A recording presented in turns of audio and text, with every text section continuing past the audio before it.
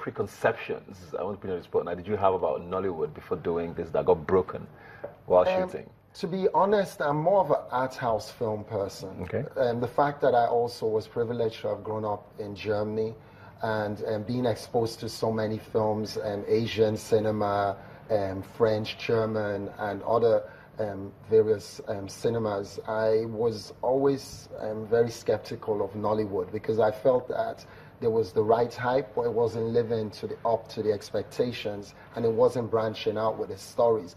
So like 99% of the stories I couldn't relate to because I felt it was like telenovela being sold to me as movies. And with this script, what I liked was the layers, you know, and the way the characters were kind of being introduced and how the whole story was unveiling itself. And the fact that I was given an opportunity to challenge myself felt right. And there was a bit of a trust there also based on the fact that Chioma and I are friends, and I saw her go through the process, and then Wale Ojo also recommended. I said, Ade, you should give it a shot and read the script. I think it's something you should look into. So I said, why not? Yeah. What was the hardest part of doing this, though? I mean, you've been on sets, definitely, even if this is your first feature film on your own. You've been a part of other productions. What was different this time? I almost died. I think. Thank God. Thank God I'm alive. I think it's still taking a loss out of me. I think for this project, making a feature film is very different from making a short. Yeah. I realized that quickly because shorts you're not under too much commercial pressure. So you're doing it for festivals, you're doing it for online. So for this, for yourself. For this, you have investors that you have to pay back. You have. And you have to bring in people to sell the film as well. So there has to be a plan. So the whole project, I guess, is very difficult to put together. But then at the same time, very exciting. I think I'm terrified and excited at the same time. But it's not over until people see it. Yeah. How far away now are we from? I know we always say we don't need the international community to approve or anything. But how far away are we from that sort of recognition? I mean, they recognize Nollywood, but we're talking about films now being given the sort of respect that we want them to get. How far away are we from that? I think we're already there, mainly because of the platforms that have opened up. So there's online platforms. So your film is not restricted to the video club anymore. There are people all over the world that can watch it, in seconds. So there's already, and you're competing for time as well. So the same people that watch your films are exposed to Netflix. They're exposed to more content. So you have to compete for their time. So basically, we're at the point where we're competing with the international content. And in terms of validation and recognition, I think we are also at that point, because we're submitting films to festivals internationally. It's taking place. Kunle Afolayan CEO, for instance, it's a Pan-African film. So I was at LA last year at Relativity, and it was interesting because at the end of that, there were actually more people from there that were willing to come down and work on projects here. So the world is opening up. Our content is global, and our audience is as well. You did say something when you were speaking earlier about, the sort of stories you will not be able to relate to. So do you think the problem is a lack of stories, or stories not being told well, or just a production issue generally? I think the stories are not being told well. We have more than enough stories. If you take South America, for example, and you see where Brazilian or Chilean movie makers are, they have similar backstories, and they tell them very well, The thing is that we need to evolve and we need to challenge ourselves. We're not reinventing the wheel here. What you just need to do is be inspired by other cultures where people are bold enough to take that daring step. And even within the shores of Africa, look at what's happening in Burkina Faso, in Mali, in Senegal. We have great filmmakers in South Africa. So yeah, there is a big hype around Nollywood. I respect that, but we need to deliver the goods because we're global, we're international. Yeah. As Chioma said, we're competing against Netflix, amongst many others, Yeah. Great. So, let's go back to you now. I know you've been on this show before, and I always talk about Nollywood and unity and all of that. And I know you're part of a Thursday Nollywood. Nolly Thursday. Nolly Thursday. Yeah, almost got there. What I know your aim, of course, is to bring Nollywood and fans together. Yeah. But with Nollywood itself, how's that working out with Nolly Thursdays? With Nollywood itself? Yeah. I think... The practitioners as a whole. Okay.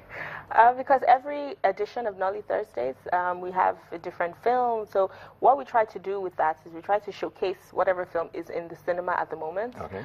So we can get, the cast and crew to come and, re-promote it. So it's like, so it's trying to be like it's like a fan premiere. So, they're there, the fans are there, they can take pictures.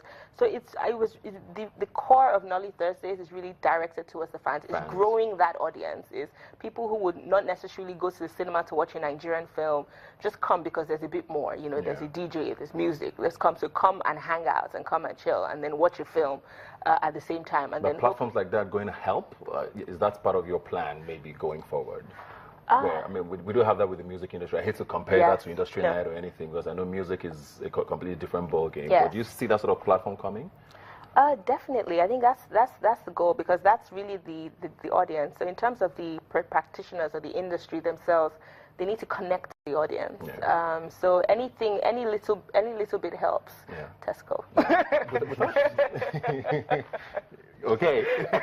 without trying to focus too much on the issue of learning disabilities now, I just want to ask you. I know you were in the movie, and of course, a part of the movie does tell that story.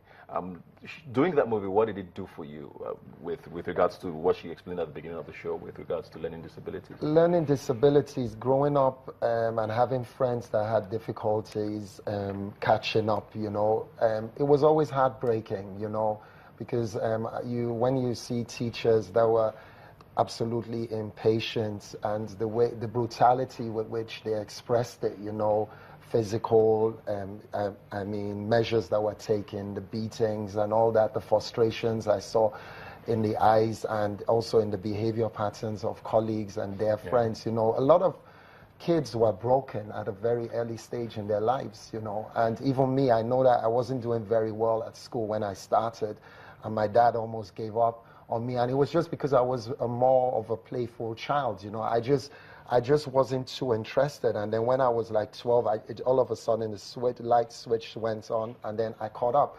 So it's the patience that is required, the love, and this is 2016. I mean, for crying out loud, we shouldn't be having stigmas and taboos anymore. Especially with children. We need to talk about these things. And that's why a film like this is so crucial, it's so important that we talk about these things. Chima, when people see this movie, what do you want them to take away from it, if anything? I mean, probably more than one thing, but what are some things you want people to leave the cinema thinking about? I think there are films that you watch and then you wake up the next day and, you start to continue thinking about this. But maybe want to watch again.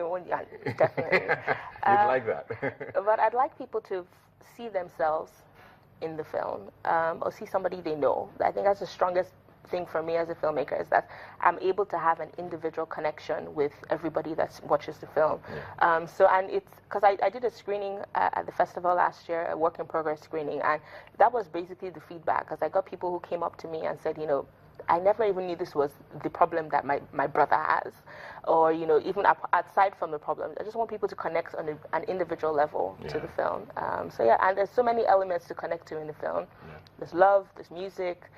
People like love. Yeah, people like that's love. A good reason to go watch. Exactly. There's betrayal. People do that. And it's always a fun twist. There's a lot of things for people to connect with, and I'm hoping that people connect individually to the film. So are they more Nollywood going forward? I can't say. It's pretty much a one-off for now. I was involved in another production, which was more experimental. It's a bit of a horror flick.